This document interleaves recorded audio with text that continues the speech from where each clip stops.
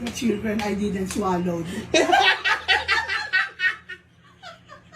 Ma, will you punch your daughter for $1 million?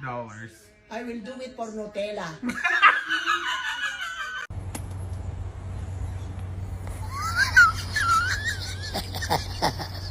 Mom, as a 65-year-old woman, what is your advice to people in their 20s? In your 20s, be a whore.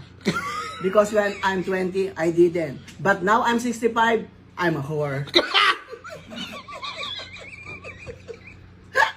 I tell you something? What, that you're a bottom? No! Why do you always tell me I'm a bottom? It's okay, Oliver. No! It's okay. But I'm a top. No, don't be like that. Accept the truth. What are you doing? I'm making sure it's put long. Your dad.